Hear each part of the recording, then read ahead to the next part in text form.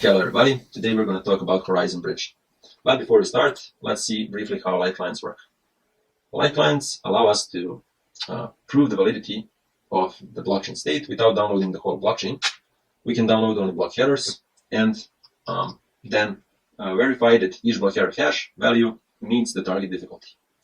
This is fine, but with the new blockchains, especially proof-of-stake blockchains, we need something better because those blockchains produce blocks at much higher average rate, and also the block headers are larger. Non-interactive proofs of proof of work protocol is the improvement of the lifeline, which uses this superchain architecture. Basically, this structure links blocks exceeding the difficulty target and is ordered on different levels, as we can see here. Then the hash of the current value of the entire structure would be included in the block header of each block. This approach still has some attacking vectors, and that's why it's not widely used. Fly client is another approach that improves those attack vectors by requiring that miners commit the entire accumulated blockchain history at each block. With this commitment, prover can only provide valid blocks at expected position in the chain. Fly client uses this MMR, or Merkle Mountain Range, for those commitments, and it's basically an append-only data structure. The problem with this Fly client today is that it requires this MMR to be included in a block header, and for example, in Ethereum, we would need a fork in order to include it.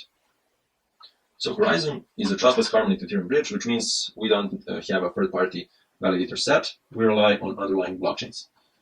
The core components are cross-chain lifelines, relayers, and prover full nodes. We have two flows, Ethereum to Harmony and Harmony to Ethereum. In this first flow, we have bridge smart contract on Harmony, Ethereum light client, verifier, prover, and relayer. Let's see how it works. So the user initiates a lock transaction on Ethereum.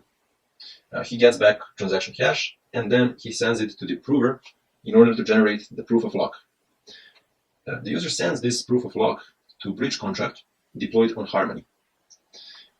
Here we also have this Ethereum light client and Ethereum verifier. They're used and they're actually initiated by this bridge smart contract to validate this proof of lock.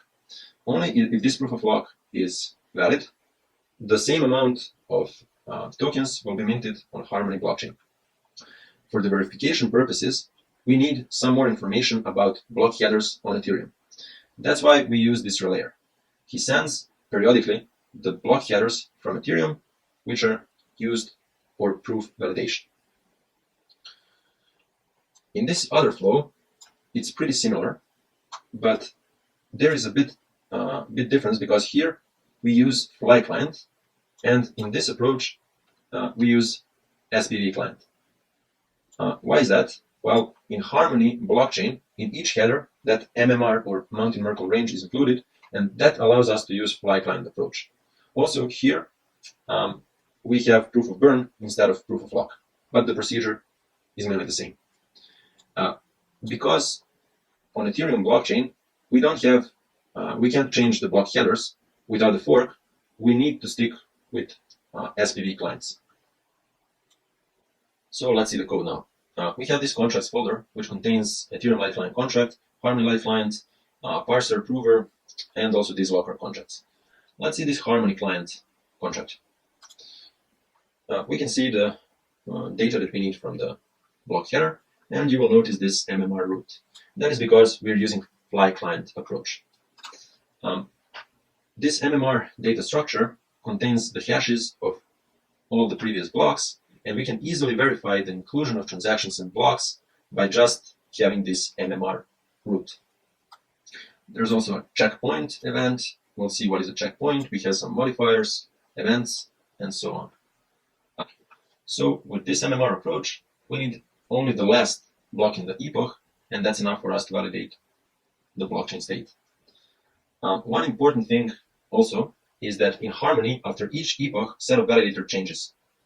That's why, along with this MMR root, we need a set of public keys of validators that will validate the next epoch. And we also have methods for submitting new checkpoint block headers and getting the latest checkpoint headers. Here's the bridge site. We can bridge tokens from Ethereum to Harmony and vice versa. Also, the Binance bridge is supported. You connect your MetaMask here, and you can bridge your assets. I'm not gonna do it now, but it's pretty straightforward. Just enter the amount and the address.